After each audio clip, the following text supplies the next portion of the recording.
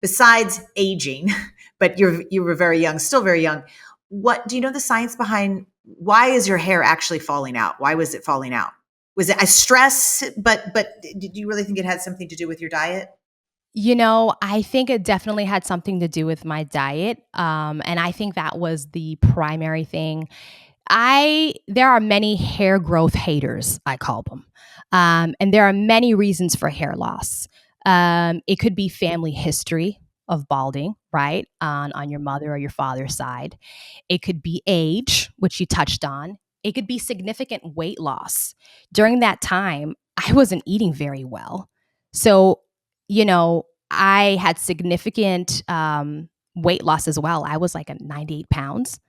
And so now I know that was one of the factors. Another factor can be certain medical conditions, such as diabetes or lupus, thyroid disease. Another factor can be stress. It could be poor nutrition. In my world, what led to my hair loss was definitely serious inflammation in the body.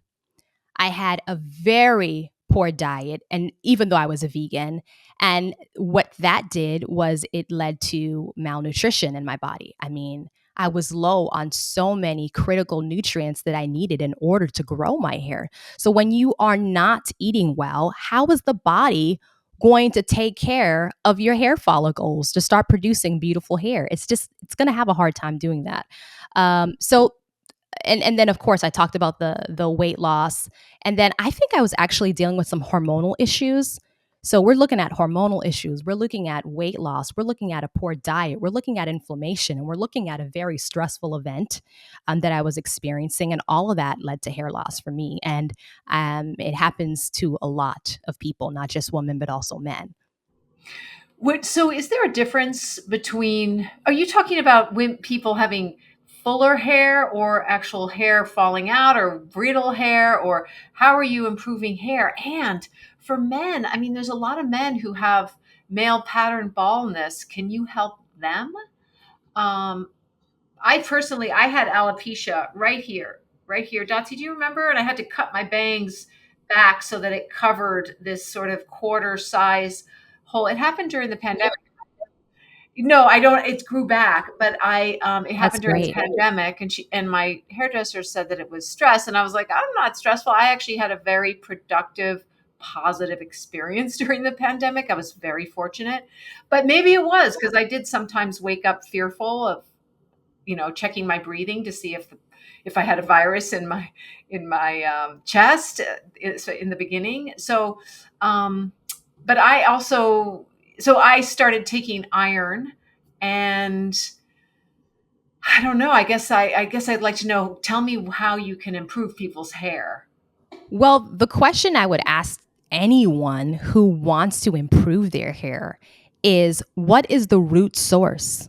So we're going to look at the factors. Every person's life is unique. We are all in our unique bubbles. Okay.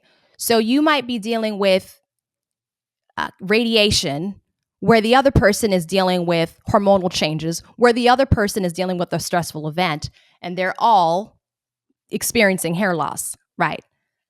Um, so the important thing is to understand why you're experiencing, and that's what I do with the people that I work with, right? I ask them what's going on. A lot of them will say, "Oh, it's, I didn't even realize, but this just happened to me, or I just had a virus, or I just had surgery, or I actually hemorrhaged and I lost so much blood," right, Alexandra? The iron is huge in hair growth. When you're low in iron, I think it could be rated as the one of the leading factors for hair loss for women, just iron alone. Um, so identifying the root cause.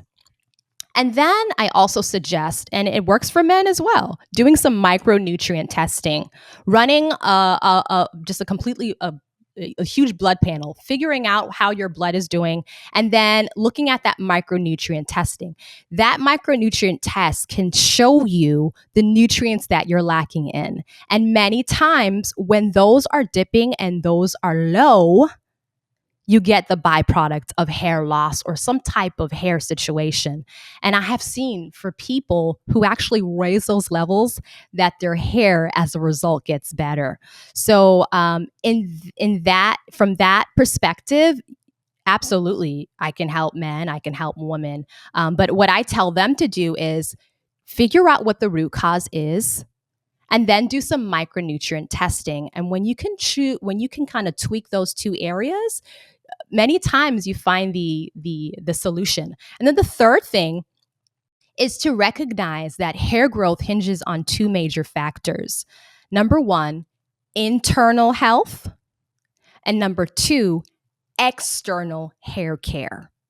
You really can't have one without the other, because you could be thriving on the inside, but you can be wearing weaves or extra hair that's pulling at your hair follicles. Your hair could be growing, but you could be pulling out. So you kind of need both of those things. So identifying your unique formula with those two factors, in addition to what I had mentioned, and many times you can solve the solution,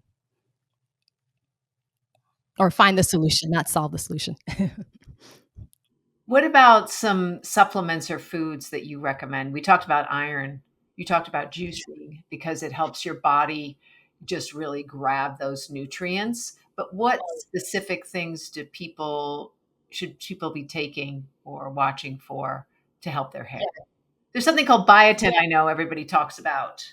Well, yeah, biotin is great. And the reason why I prefer to take biotin when I can via food and not a supplement is that it can kind of give you false readings, heart readings. You know, there are people who take it and then something about false readings and heart attacks. So I don't like the way that sounds. So I try to when I recommend biotin to people, I always recommend, whenever it's possible, get whatever you can from food, right? Because your body's going to assimilate it the best that way. But I mean, there's biotin. Biotin is great. And there's biotin in carrots. Did you know that? No, There's tell me what Yeah. foods are good for people to eat for their hair. Yeah. Yeah. So carrots contain biotin and beta carotene, and beta carotene is a precursor to vitamin A, which is amazing for skin health and eyes and hair. And then you have my best friend, beets. Beets are incredible because they're super high in iron, and iron is super important for hair growth. I also like ginger. Ginger applied topically to the scalp, or even taken in food, is incredible because it's going to help the circulation in the scalp and then all over the body. So you're going to get that blood flow. What's a good one? Sweet Leafy potatoes. green. Yeah, sweet potato. Yeah, sweet potatoes. Super They're going to high. give you. Yeah, super high. Super, super good. A lot of us know the stuff, we just don't always do it.